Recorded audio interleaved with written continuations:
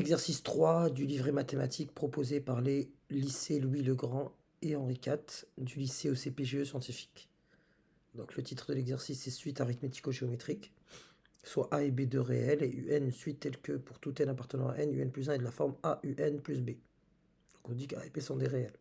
On se propose de calculer UN en fonction de n et U0. Traiter le cas de A égale à 1. Donc si A ici vaut 1, UN plus 1, on aurait UN plus 1 est égal en fait à UN plus B, et là on aurait clairement UN, une suite arithmétique de raisons R égale à B. On suppose désormais que A est différent de 1. Très bien. Résoudre l'équation x égale ax plus b, on note L la solution. Dans la question suivante, il est inutile, voire toxique, attention, de remplacer L par sa valeur. Seule est utile l'équation. D'accord, très bien. Merci pour l'information, mais je pense que ça concerne la C. Pour la B, on nous demande de résoudre x égale ax plus b. A est différent de 1. Donc, soit x, un réel. Notons S, grand S, l'ensemble solution, l'ensemble solution de l'équation qu'on appellera E, de point x égale ax plus b, virgule, avec a différent de 1 et b un réel. Voilà. Donc lui c'est un réel privé de 1, a appartient au réel privé de 1, et b un réel quelconque. Donc on enchaîne, ça nous donne donc x moins a, c'est équivalent, cette équation E est équivalente à x moins ax égale à b, autrement dit c'est encore équivalent, là j'ai 1x, donc 1 moins a, je suis rassuré, c'est a est différent de 1, donc je peux diviser par cette quantité, facteur de x égale à b, et je trouve x égale b sur 1 sur a. Voilà, c'était très important de considérer que a est différent de 1, sinon j'aurais pas eu le droit de diviser, ça n'aurait aucun sens. Donc là, S égale B sur 1 moins A. À partir de là, donc là, et ça, et je note, notons, L est égal à B sur 1 moins A. Très bien.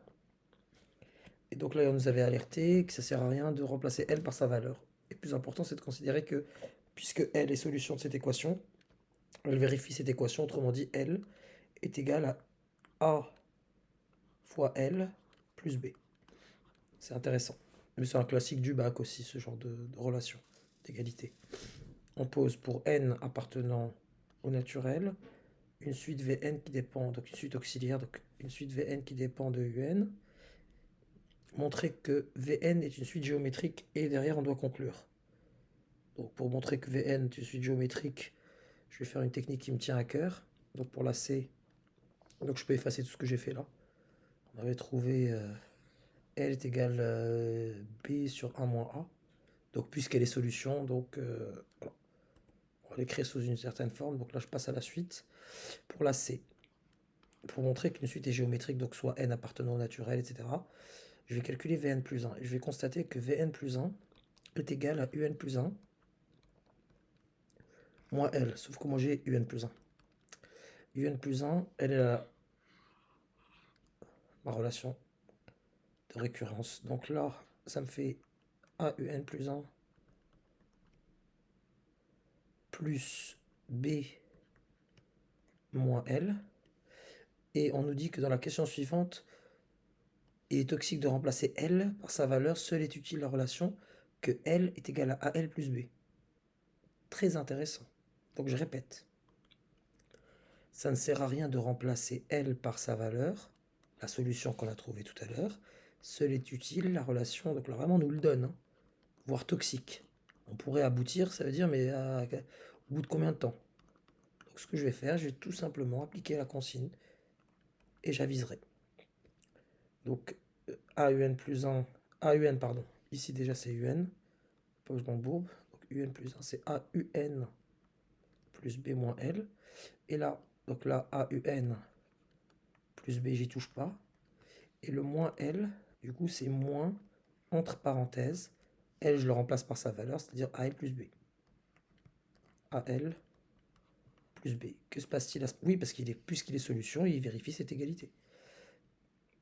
Donc, on a AUN plus B, moins devant la parenthèse, moins AL, moins B.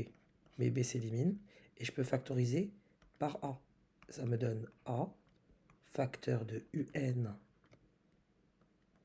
moins L, or UN moins L, UN moins L. Mon UN moins L, c'est quoi? C'est tout simplement VN. On a montré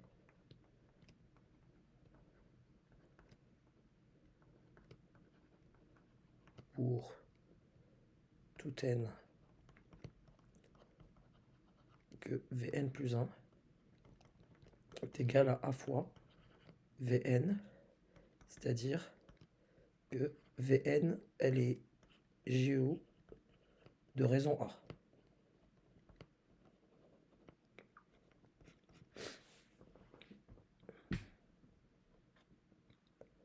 Et là, on nous demande de conclure. Qu'est-ce que ça veut bien signifier tout ça?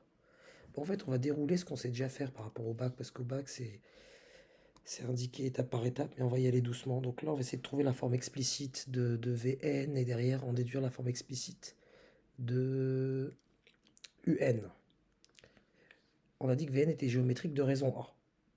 Donc, pour tout n, donc je suis toujours dans la C, pour tout n appartenant à n, j'exploite cette information, Vn est géométrique de raison A, et j'applique mon cours, donc Vn est égal à V0 fois ma raison qui est A à la puissance n. Or, V0 est égal à quoi? C'est tout simplement U0 moins L.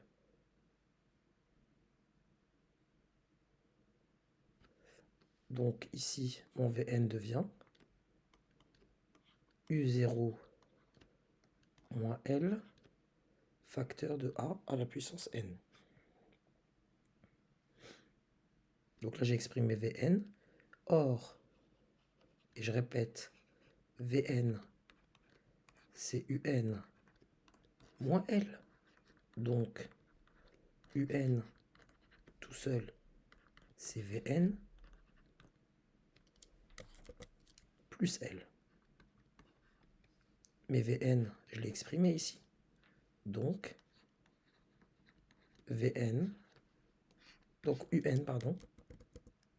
Donc, pour tout n appartenant à n, Un est égal à U0 moins L facteur de A puissance n plus L.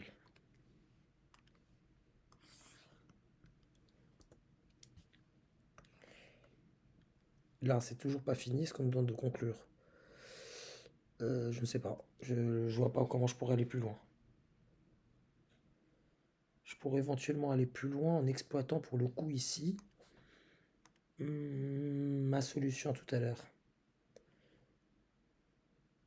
Ma solution de tout à l'heure avec L et là, est-ce que ce serait pas moins toxique? Parce qu'on me disait pour la question C, vaut mieux éviter, mais je vois pas comment je pourrais simplifier davantage sans exploiter en remplaçant L par sa valeur. Mais bon, bah écoutez, je m'arrête là pour celle-là et je vais voir si j'en ai besoin derrière. Et on nous dit ici, dans la question D, à quelles conditions portant sur A et U0, la suite UN est-elle convergente? A et U0. Donc il y a des conditions sur U0 et A. Et du A, je peux faire apparaître aussi, parce qu'on a aussi le L qui dépend de A. Donc là, tout à l'heure, on avait dit quoi? On avait dit, donc là, je vais exploiter du coup, que L, en fait, c'est égal, parce que là, on ne parle pas de L, on parle de A. Donc là, je vais directement exprimer L. Tout à l'heure, j'avais dit que L est égal à B sur 1 moins A. Donc finalement, mon expression de UN est égale à U0, donc L étant ça, moins B sur 1 moins A, facteur de A puissance N, plus B sur 1 moins A. Donc là, on a du A et on a du U0, c'est très bien.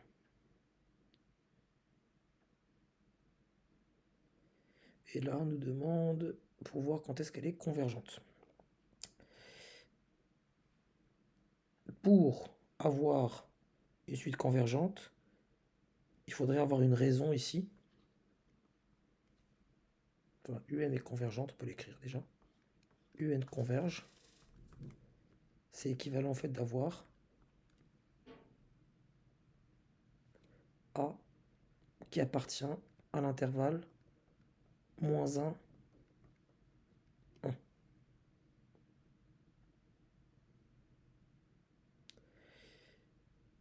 Mais on pourrait avoir une autre solution, peu importe la valeur de notre A ici, on pourrait converger sous d'autres conditions. Ou, donc vraiment il y a plusieurs cas de figure, c'est vraiment visible à l'œil nu, pardon.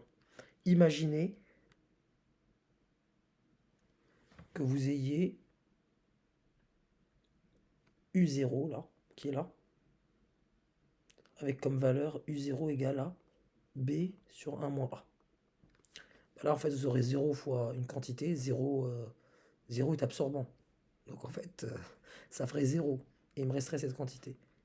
Donc ou si U0 est égal justement à B sur 1 moins A. Voilà les conditions pour que UN soit convergente. Et dans tous les cas, il resterait ça, quoi. En gros, ici, ça me ferait 0 fois une quantité, dans ce cas-là. 0 fois une quantité, ça me donnerait 0, il resterait B sur 1 moins A, c'est-à-dire L. Et si U0 égale à B sur 1 moins A, bah pareil, 0 fois une quantité, bah il me restera toujours B sur... Donc dans tous les cas, elle est convergente et on aurait, dans ces cas-là, hein, on aurait la limite de UN égale L égale à B sur 1 moins A, selon votre préférence.